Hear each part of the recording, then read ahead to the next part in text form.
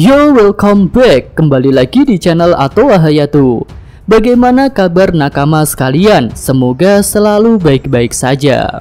Chapter 1014 diawali dari adegan jatuhnya Luffy dari atap Onigashima.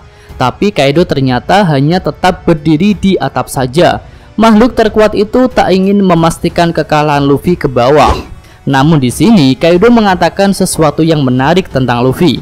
Kaido berkata, dia berhasil mengkombinasikan Hausoku, tapi cara menggunakannya terlihat sangat tidak sempurna.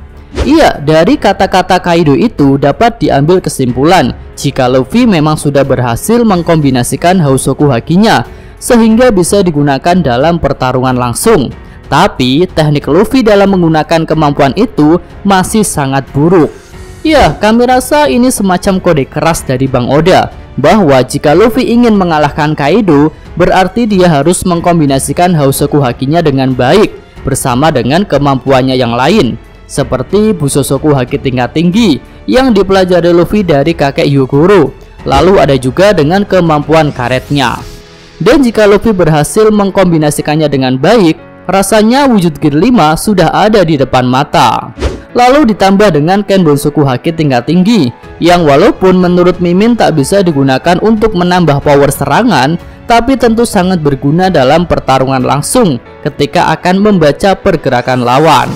Oke, lanjut. Setelah Luffy jatuh ke air, Kaido kembali mengatakan hal yang menarik, yaitu ternyata kau tak bisa menjadi Joy Boy.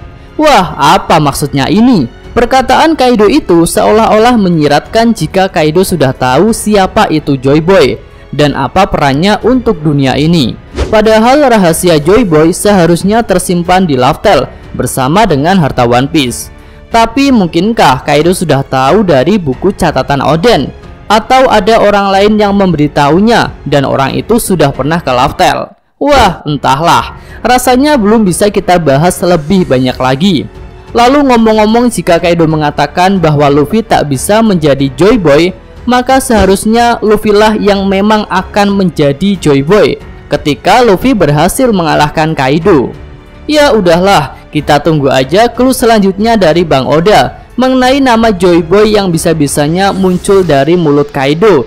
Oke, kita lanjut lagi. Tak lama kemudian Boa Huang menghubungi Kaido untuk memberitahukan posisi Momonosuke. Kaido pun terlihat gregetan. Rasanya dia sudah ingin menyudahi pertempuran ini dengan cara segera menghabisi Momonosuke. Lalu Kaido meminta Boa Huang untuk mengumumkan hasil pertarungannya di atap Onigashima agar seluruh orang di kastil Onigashima bisa mengetahuinya. Scene kembali berganti ke lantai 3 di mana ada Yamato yang sedang menghajar para bawahan Kaido. Sepertinya dia memang sedang OTW ke atap karena sebelumnya Yamato meninggalkan Momo di loteng lantai 1. Nah, di sini bawahan Kaido cukup terkejut melihat borgol tangan Yamato telah hilang. Tentu mereka merasa bahwa Yamato adalah sosok yang kuat yang dapat mengalahkan mereka dengan mudah, apalagi setelah borgolnya terlepas. Lanjut, scene berganti ke lokasi Momonosuke, yaitu di loteng lantai 1. Momo yang sedang membaca jurnal Oden tiba-tiba mengatakan bahwa dirinya tidak boleh mati di sini. Dan Shinobu pun tentu saja mendukung hal itu. Nah, sepertinya Momonosuke menemukan sesuatu yang menarik dari jurnal Oden. Kemungkinan besar itu terkait peran dari klan Kozuki kepada Joy Boy. Sosok yang mungkin dimaksud Oden akan muncul 20 tahun setelah dia dieksekusi. Jadi sebagai keturunan klan Kozuki yang akan menjadi Shogun Wano, Momonosuke masih punya tugas penting. Menurut Mimin, tugasnya adalah untuk membuat Luffy menjadi Joy Boy. Lalu tak lama kemudian Momo berteriak kesakitan. Dia mengatakan, "Kenapa? Memangnya siapa aku?" Wah, lagi-lagi Bang Oda memberikan kejutan di chapter ini. Adegan Momo kesakitan dan bicara sendiri seperti itu tentu mengingatkan kita kepada Zunisa. Apalagi Momo juga menutup telinganya. Sepertinya dia mendengar sesuatu yang tak didengar oleh Shinobu, dan suara itu benar-benar keras hingga menyakiti telinganya. Jadi apakah Zunisa benar-benar sudah ada di Wano, atau ada monster lain yang bersemayam di negeri Wano? Wah, tentu ini menarik untuk dinantikan. Scene berganti lagi, kali ini menunjukkan panggung utama di mana ada Chopper Monster Point sedang bertarung melawan Queen. Di sini terlihat Chopper cukup agresif dengan membanting tubuh Swan Queen yang jauh lebih besar daripada wujud Monster Point-nya. Tapi serangan Chopper itu terlihat tak berguna karena Queen punya tubuh yang keras dan kuat. Chopper sendiri malah kelelahan setelah melakukan serangan. Nah, di sini ada hal menarik lagi, yaitu mengenai kemampuan Rumble Ball yang digunakan Chopper. Sebelumnya Rumble Ball Chopper hanya bisa memberikan wujud Monster Point selama 3 menit. Tapi sekarang Chopper bisa menggunakannya selama 30 menit. Tapi sayangnya saat ini hanya tersisa 10 menit saja. Ternyata semua itu berkat ilmuwan gangster Gastino alias Caesar Clone.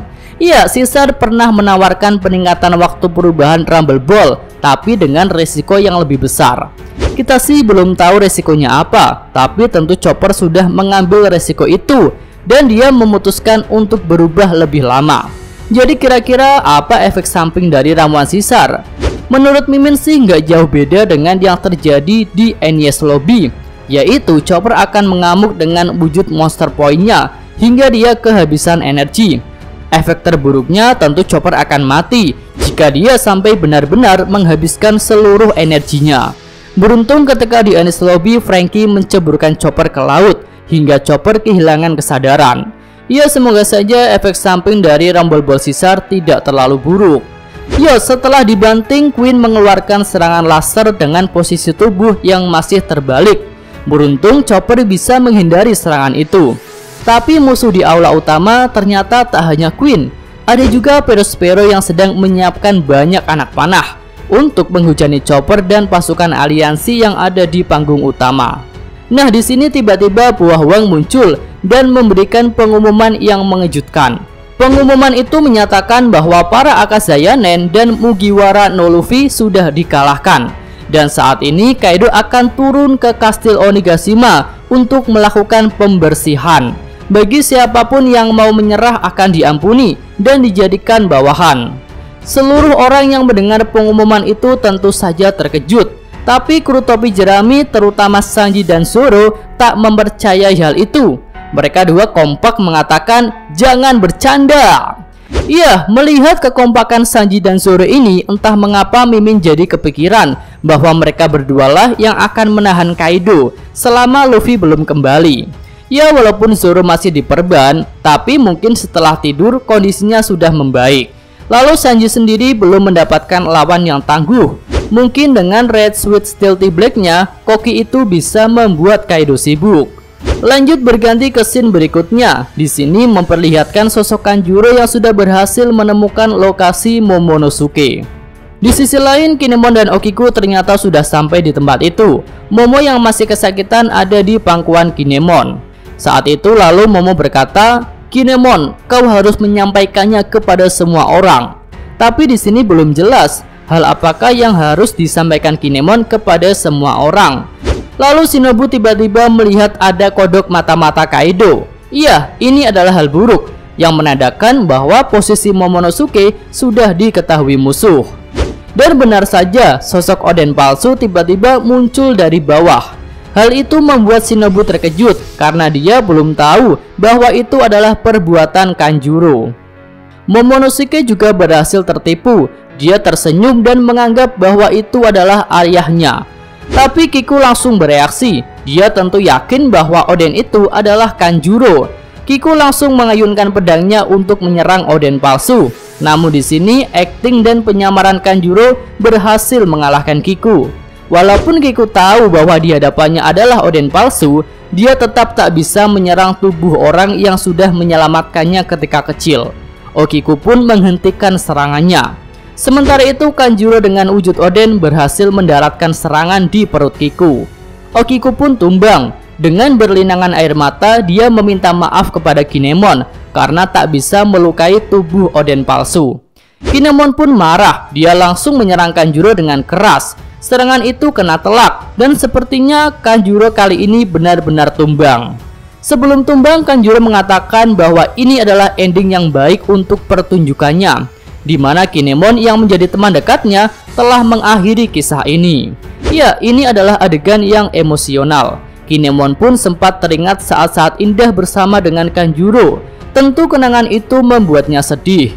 Namun Kinemon tak punya waktu untuk bersedih karena Kaido sang makhluk terkuat sudah datang. Jelas yang dia incar adalah Momonosuke agar pertempuran ini segera berakhir. Tapi Kinemon dengan sigap menghadang langkah Kaido sambil memerintahkan Shinobu untuk membawa Momo pergi.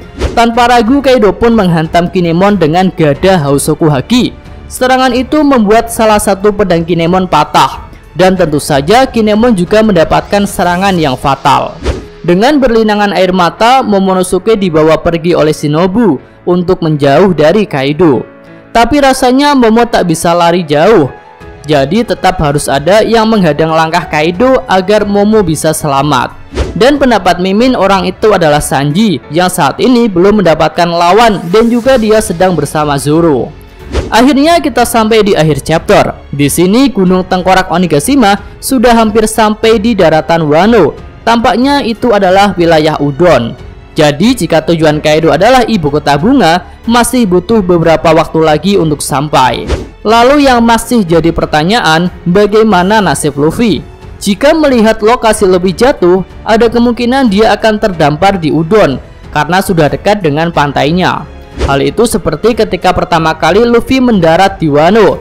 Dia juga jatuh ke lautan dan akhirnya hanyut sampai ke daratan Kuri. Nah, kami rasa setelah sadar di Udon, Luffy baru akan menuju ke ibu kota bunga untuk kembali bertarung dengan Kaido meneruskan ronde ketiga. Oke, cukup sekian review chapter ini. Jika ada tambahan, kritik, dan saran, silahkan disampaikan di kolom komentar. Oke, sampai di sini aja review chapter kali ini. Dan cukup sekian video kali ini. Semoga nakama sekalian menyukainya. Terima kasih udah nonton dan sampai jumpa lagi di video selanjutnya. Yo!